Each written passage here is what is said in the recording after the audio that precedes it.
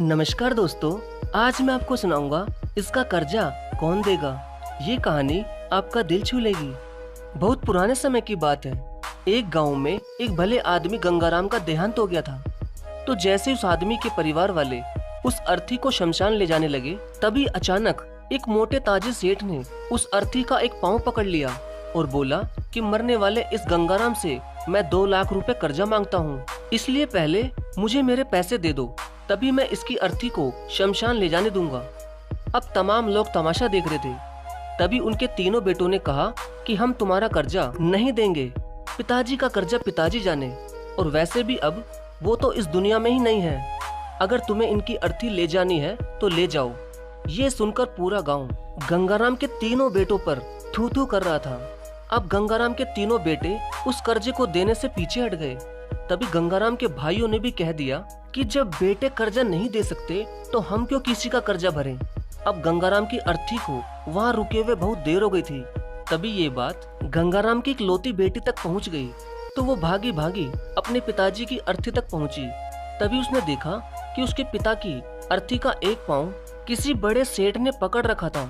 ये देखते ही उसने आंखों में आंसू लिए, अपना सारा जेवर और जितने भी पैसे उसके पास थे वो उसे दे दिए, और फिर उस सेठ के आगे हाथ जोड़ते हुए ये कहा कि सेठ, अगर ये सब जेवर बेचकर भी आपका कर्जा पूरा ना हो पाए तो मैं खुद आपका सारा कर्जा चुकाऊंगी, मगर इस समय मेरे पिताजी की अंतिम यात्रा को मत रोको। तभी उस सेठ ने गंगाराम की अर्थी का पाँव किसी और को पकड़ाकर उसकी बेटी के पास आकर बोला कि मुझे माफ कर दो बेटी, दरअसल बात यह है कि मुझे गंगाराम से 2 लाख लेने नहीं बल्कि देने हैं। गंगाराम ने 3 साल पहले मेरी कुछ मजबूरी पड़ने पर अपनी एक जमीन बेचकर मुझे ये 2 लाख रुपए दिए थे, और वो तो इतना भला आदमी था कि मुझसे 1 रुपया भी ब्याज नहीं लिया। और आज जब मैं गंगाराम के रुपए लौटाने आया हूँ तो मुझे खबर मिली कि उनका तो देहांत हो गया। इसलिए मैं बड़ी सोच में पड़ गया था कि अब ये रुपए मैं किसको दूं। इसलिए मैंने ये खेल खेला ताकि गंगाराम जी के ये 2 लाख रुपए घर के एक ऐसे सदस्य के पास जाएं जो वाकई में उनको प्यार और उनकी इज्जत करता हो। और बेटी, आज तुमने ये साबित कर दिया कि अपने माँ बाप को एक बेटे से बहुत ज्यादा एक बेटी ही प्यार करती है। इसलिए ये 2 लाख रुपए मैं तुम्हें सौंपता हूँ। काश तुम जैसी बेटी हर घर में हो जो अपने पिता की इतनी इज्जत करती है।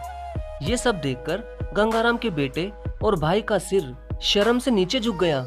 वाकई में दोस्तों, ये बात तो एकदम सच है कि एक माता पिता को बेटे से ज्यादा बेटी ही प्यार और उनकी इज्जत करती है। इसलिए दोस्तों, बेटी पढ़ाओ और बेटी बचाओ। धन्यवाद।